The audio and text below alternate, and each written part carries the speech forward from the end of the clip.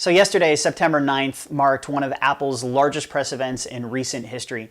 They announced new phones, new watches, and new payment systems. They've got a lot of new information coming out of Cupertino, and I definitely want to make a series of videos talking about that. Stay tuned on this video. We're going to spend the first video in the series talking about the new iPhones, the iPhone 6 and the iPhone 6 Plus. That's coming up next on this episode of Geek with Glasses.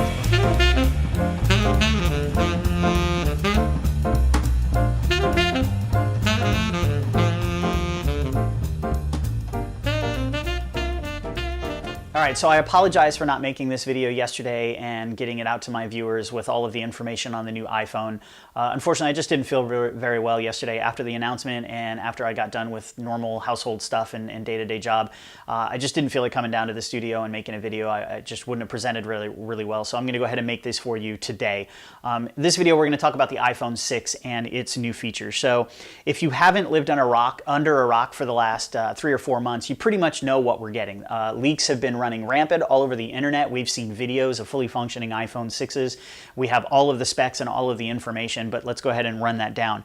So you've got two phones, as rumored. We have a 4.7-inch model, which is going to come in 3 different storage sizes, 16, 64, and 128 gig. Price points will be $199, $299, $399. Again, that is on a contract with your service provider.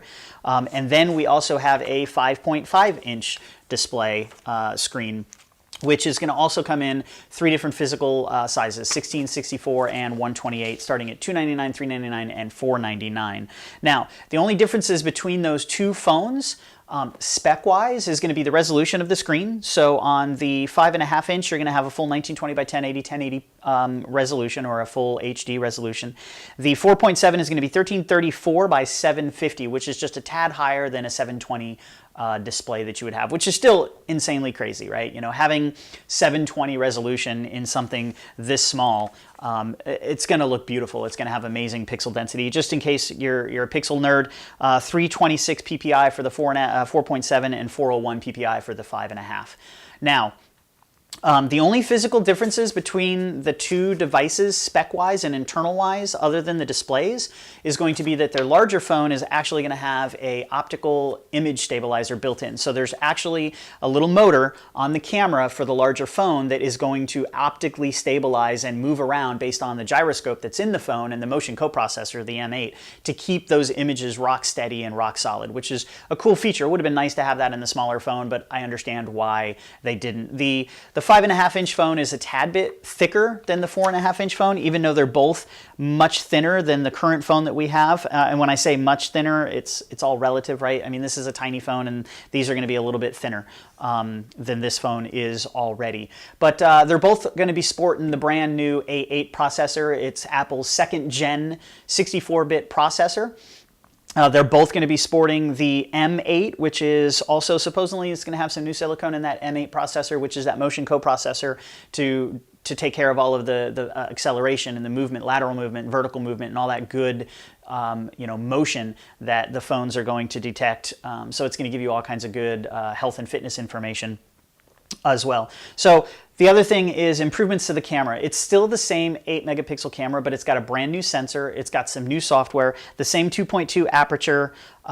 It's got 5 elements, the hybrid IR filter, and the other thing is the continuous autofocus, which I think is going to be really cool. So you can be making a video, and as you change your focus, if something's in the fore of the frame, it'll focus on that when you aim it down, and then if you aim it away, it'll focus off in the distance. That's actually a really cool feature. You don't have to tap the screen anymore to tell the video or the camera to search for focus when you're doing video.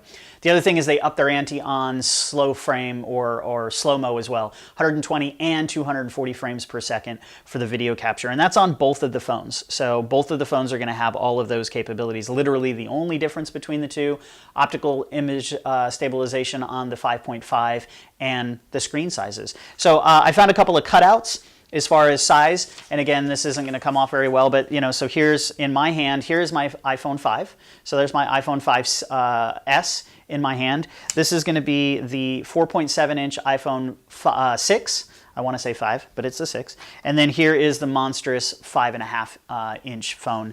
And again, phablet territory in my opinion. I definitely won't be going with this one. I definitely want something that's a little bit easier to fit in my pocket and a little easier to navigate with a single hand. They've added a few new features to these big phones where you can double click the 5.5 and it'll shrink everything down so that you can operate everything in a single hand. Whatever.